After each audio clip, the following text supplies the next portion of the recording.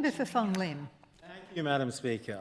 I'm delighted to have the opportunity to discuss this bill today, which has been on the notice paper for some time, and also pleased that the opposition has chosen to support the bill, but also to provide some pointed remarks about the bill. And it is true that these are long overdue reforms. And what's astonishing to me is that the opposition would raise this matter now and suggest that the oppositions are overdue for any reason other than their own inability to actually implement the reforms. The Stage 1 reforms were passed in 2020, and every state and territory in the country, bar WA, has actually got them in place. We're the only ones that haven't done it, and it's because the former government never saw fit to make it a priority.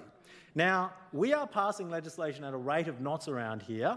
Some of it is happening faster than people would like. But on issues like this, which are relatively uncontroversial, generally decided upon by both sides of Parliament as a useful thing to do, we haven't made any progress at all.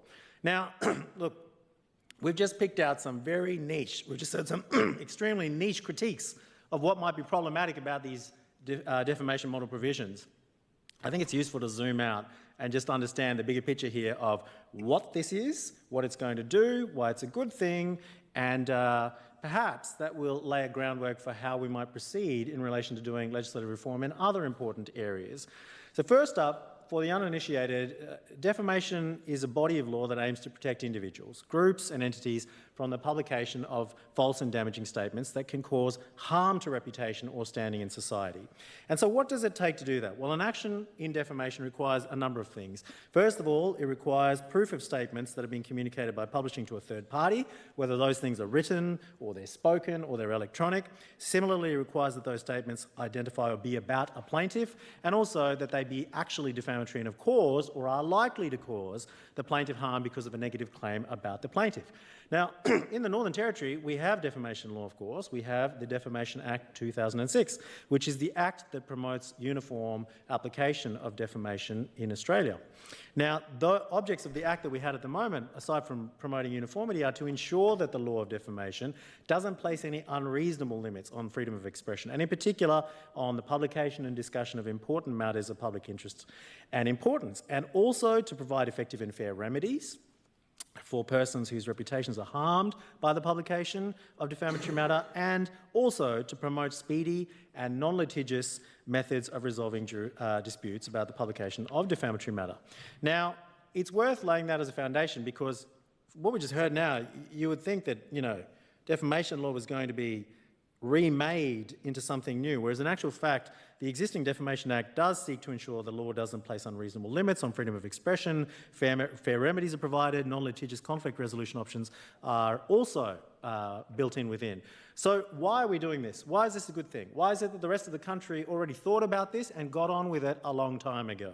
Well, it's because of the virtues of building upon model legislation to create uniformity, because the idea is model laws lead to model justice. And so in other parts of the country, Stage 1 reforms have been implemented long ago, and Stage 2 reforms haven't been uniformly implemented.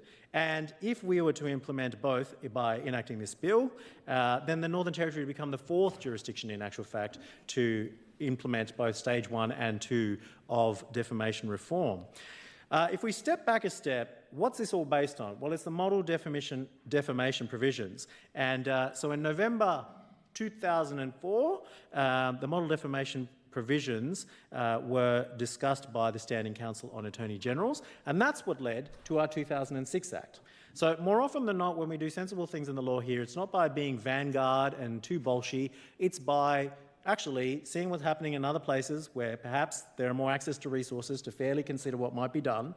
And then once we've had the benefit of that wisdom, then also making things work in our local context. And that's exactly what happened with our 2006 provisions. That, of course, doesn't exonerate the former government from failing to do anything with the Stage 1 reforms for the last 4 years. But I digress.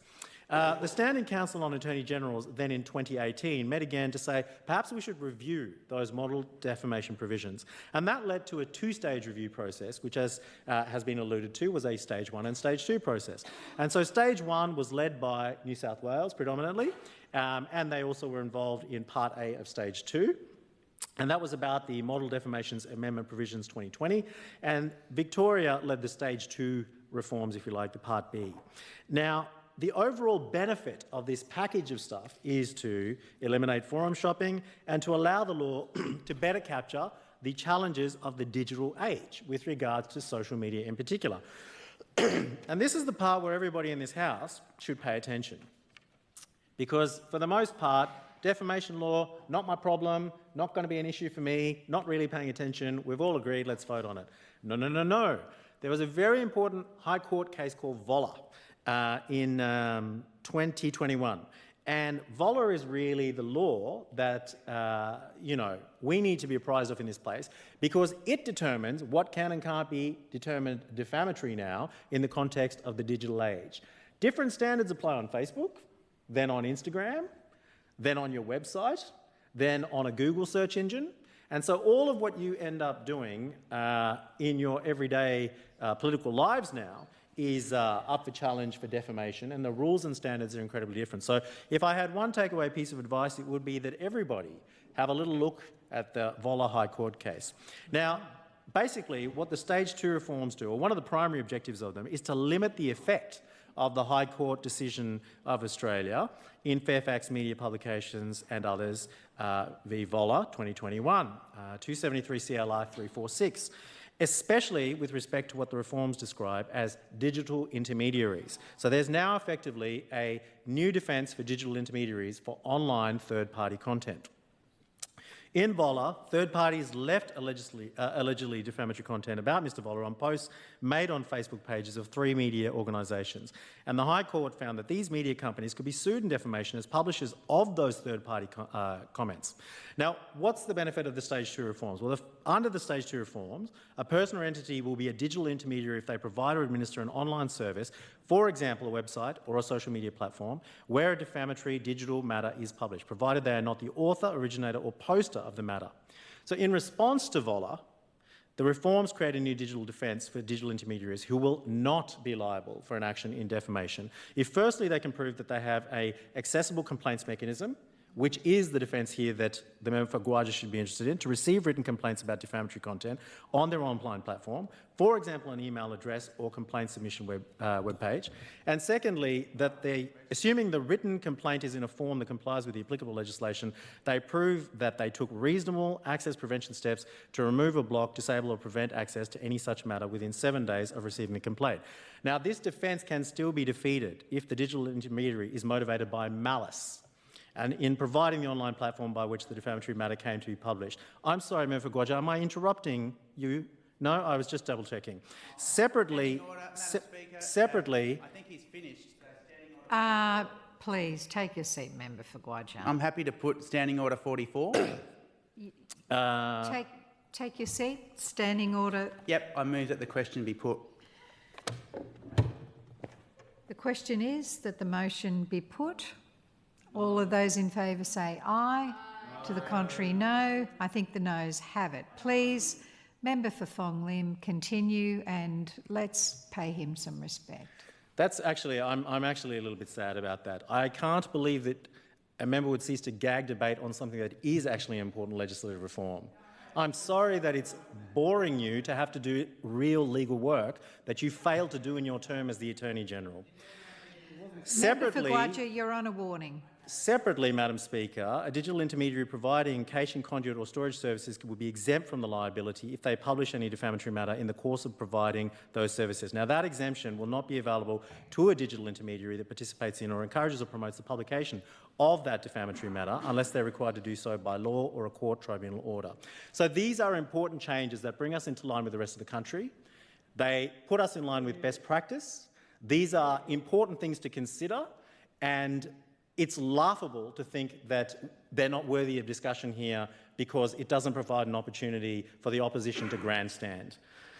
There are exemptions also for search engine providers for search engine results, which is another thing that is very important now, because the exemptions draw on the findings of the majority of the court, the High Court that is, again, in Google versus Defteros 2022, where Google was found not to be a publisher of defamatory news articles by reasons of a search result, including a hyperlink to that article. So these are actually bringing us into the modern standard, into the modern world. You want laws that reflect modern standards, best practice, then pay attention. The expansion of absolute privilege defence to defamatory publications made to police is also a really important one, especially if you're concerned about people being able to make statements against the police. This reform is intended to provide greater comfort to persons making reports to police, and that is an important thing to be able to provide, in that they will not be liable in defamation if they make a police report about someone. Practitioners advising clients, will know that the subject of a police matter is a serious thing, and they should be mindful of this, and this will afford people making the report with a complete defence to any potential defamation claim. Another thing where defamation law frequently falls down is the service of notices, and under the Stage 2 reforms, a notice can now be validly served electronically, which is extremely important because you can send it by email, by message, by other electronic communication to make sure that a recipient has received it for the purpose of giving or receiving documents on them. The fact is, defamation laws are not uniform across the country, and this is an opportunity for the Northern Territory to enact the Stage 1 reforms, which it should have done long ago but failed to do because of the ineptitude of the former government.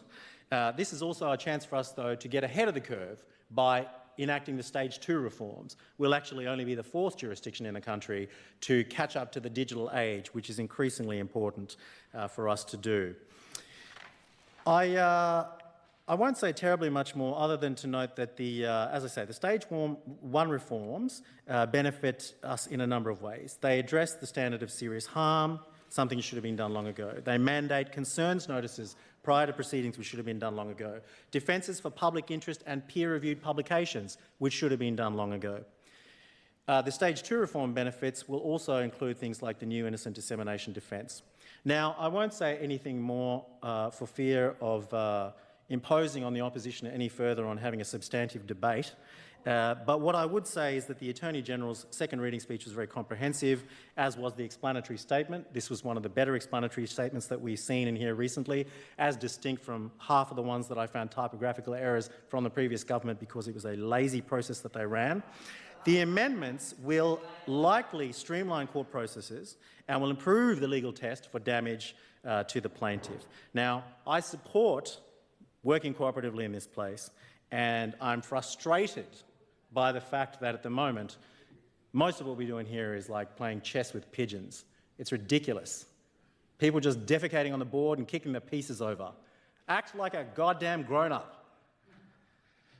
I support the move towards consistency and creating harmonisation of law with other jurisdictions. I commend the Defamation Legislation Amendment Bill 2025 to the House, and I hope that you will all take very seriously these changes, which are important legal changes to make to improve our legal edifice. Thank you very much, Madam Speaker.